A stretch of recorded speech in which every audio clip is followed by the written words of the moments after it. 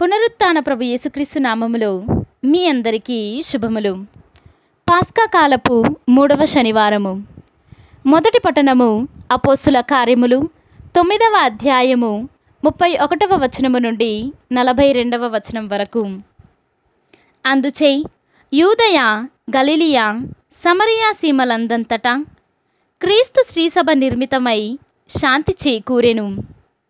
అది దేవుని ఎడల భయభక్తులతో పవిత్రాత్మ సహాయముతో జీవించుచు అధిక సంఖ్యలో దినదినాభివృద్ధి చెందుచుండెను.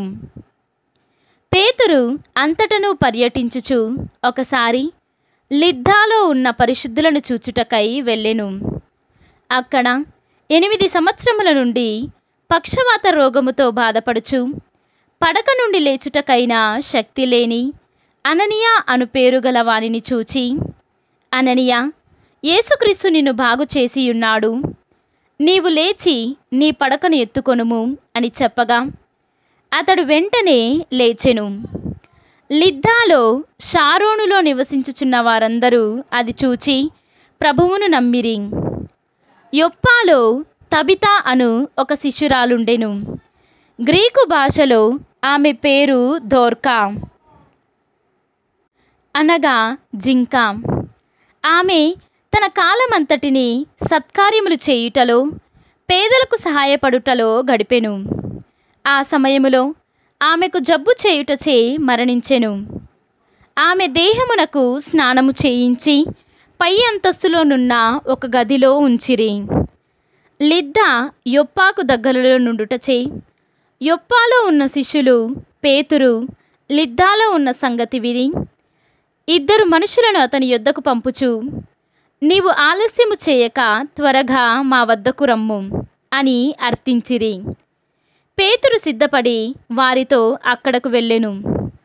అక్కడకు చేరుకొనగానే వారు అతనిని పై అంతస్తులో ఉన్న గదిలోనికి తీసుకొని పోయిరి. అక్కడ విధవరాండ్రు అందరూ అతని చుట్టూ చేరి ఏడ్చుచు దోర్కా తాను జీవించిన కాలములో సిద్ధపరిచిన చొక్కాలను, అంగీలను ఆయనకు చూపించిరి. పేతురు వారందరినీ గది నుండి బయటకు పంపించి తాను మోకరిల్లి ప్రార్థించెను. పిమ్మట అతడు ప్రేతము వైపునకు తిరిగి, తబితా, లెమ్ము అని పలుకగానే ఆమె కన్నులు తెరచి పేతురుని చూచుచూ లేచి కూర్చుండెను. ఆమె లేచి నిలబడుటకు పేతురు సహాయపడెను. అప్పుడు అతడు ఆ పరిశుద్ధులను, విధవరాండ్రను పిలిచి సజీవురాలైన ఆమెను వారి ఎదుట ఉంచెను. ఈ విషయము యొప్పా ఎందంతటా ప్రాకిపోవుటచే చాలామంది జనులు ప్రభువును విశ్వసించిరి.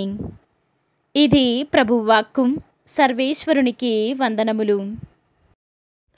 ఈనాటి సువిశేషము పునీత యోహాను గారు వ్రాసిన సువిశేషము 6వ అధ్యాయము 60వ వచనము నుండి 69వ వచనము వరకు. ఆయన శిష్యులలో అనేకులు ఆ మాటలు విని, ఈ మాటలు కఠినమైనవి, ఎవడు వినగలడు అని చెప్పుకొనిరి. తన శిష్యులు దీనిని గురించి గొనుగుచున్నారు అని గ్రహించి, యేసు, ఇది మీకు ఏవగింపుగా ఉన్నదా? అట్లైనా మనిషి కుమారుడు తాను పూర్వము ఉన్న స్థలమునకు ఎక్కిపోవుటను మీరు చూచినచో ఇక ఏమందురు? జీవమును ఇచ్చినది ఆత్మయే, శరీరము నిష్ప్రయోజనము. నేను మీతో చెప్పిన మాటలు ఆత్మయు జీవమునై ఉన్నవి.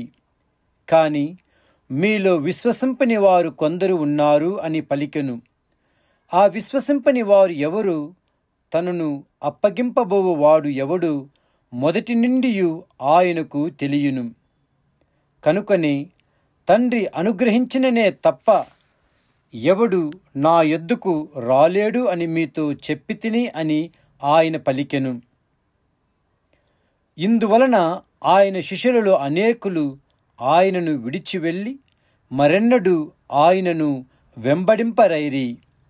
అప్పుడు యేసు తన 12 శిష్యులతో, మీరు కూడా వెళ్ళిపోయేదరా అని అడుగగా, సిమోను పేతురు, ప్రభు, మేము ఎవరి యొద్దకు పోగలము?